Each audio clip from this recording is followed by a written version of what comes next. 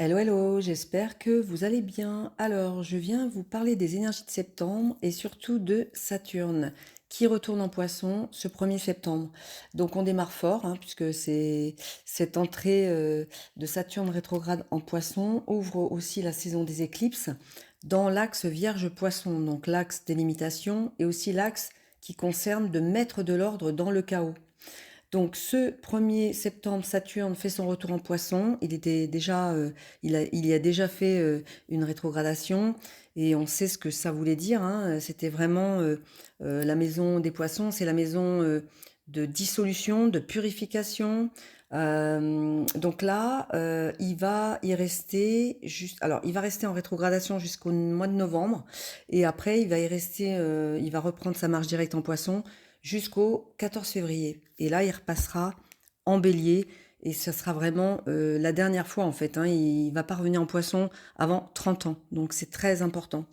Alors ce changement de signe, même en rétrogradation bélier, poisson, va apporter une énergie complètement différente, ce qui peut provoquer chez certains de nous certaines incertitudes, un peu de flou. Voilà, donc là, je rappelle que les périodes de rétrogradation sont toujours considérées comme des périodes de transition et de réflexion, mais pour aller vers des changements en profondeur.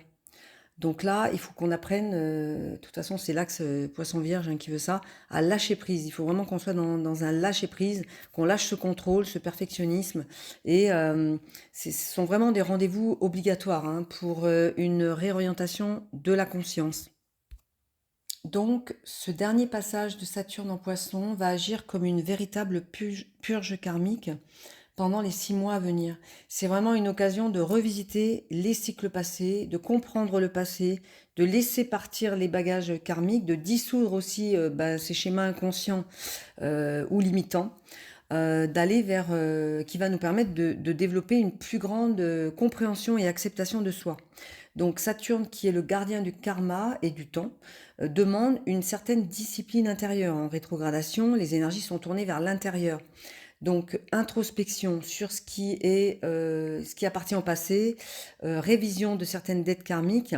Et là, là intervient l'astéroïde Irinia. Donc Irinia, qui est un astéroïde qui se trouve sur le 29e degré Vierge, donc en parfaite opposition à Saturne sur le 29e degré Poisson. Donc c'est cette opposition, donc c'est un aspect de tension, mais aussi c'est un aspect de révélation et d'intégration. Alors, je vais vous lire les mots-clés et le nuage de sens de Erinia. Donc, je vous mettrai le lien dans la description, donc, que j'ai extrait des livres de Eli Astro. Alors, justice karmique transgénérationnelle. Les mots-clés aussi, selon Muriel Kennel, ce sont des...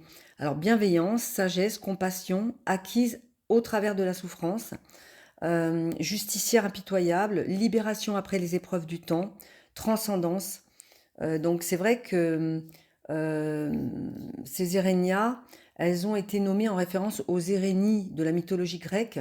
Ce sont des divinités très anciennes, les déesses de la vengeance au crime, des divinités persécutrices qui symbolisaient justement les lois de l'ordre moral et châtiaient ceux qui les transgressaient.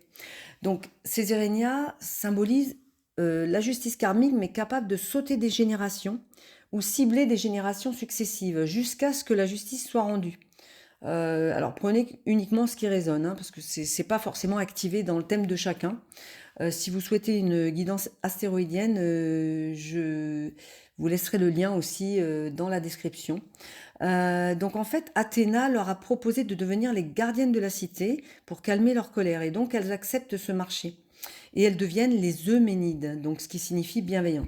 Donc là, il s'agit de la victoire, de l'apaisement sur la vengeance.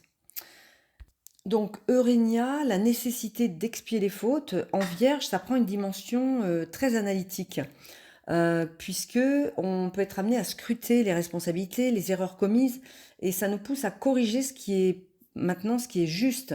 Donc ça peut activer aussi des mécanismes de culpabilité ou de perfectionnisme, donc nous obligeant à transmuter et à faire face à nos obligations envers nous-mêmes et envers les autres. Donc la Vierge étant un signe de service et d'ordre, là il s'agit de réparer les injustices ou les déséquilibres karmiques par des actions concrètes. et non juste par une prise de conscience abstraite.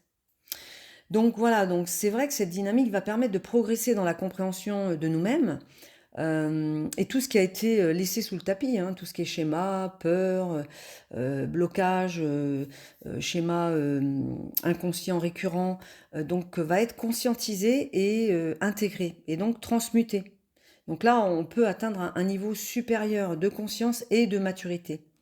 Et alors à noter surtout, c'est que le lendemain, on a l'entrée de Mercure en Vierge, donc le 2 septembre, qui va mettre en lumière aussi pas mal de choses, hein, parce que Mercure, c'est notre mental, donc il va se trouver même en opposition à Saturne, hein, donc ça peut déclencher aussi une remise en question, un sentiment comment dire, on va avoir une opposition entre l'équilibre, notre structure intérieure, donc Saturne, et le mental. Donc ça peut provoquer des prises de conscience rapides, mais aussi ça peut exiger de la rigueur et un certain discernement à avoir dans nos paroles et nos décisions. Donc voilà, je voulais quand même faire ce post parce que c'est quand même cette période-là qui arrive. C'est un moment clé de réévaluation profonde et de transformation personnelle. Alors je sais, vous allez me dire, on est encore là-dedans. Bah oui, on est encore là-dedans. Mais en tout cas, Erénia nous invite à revisiter les dettes karmiques et les responsabilités héritées. Et il nous confronte encore à nos zones d'ombre personnelles pour vraiment les transmuter en fait, hein. Donc on a deux sextiles, Saturne qui est sextile à Uranus et qui nous offre vraiment l'opportunité d'harmoniser structure, liberté, enfin permet quand même d'être plus adaptable et avoir une ouverture au changement.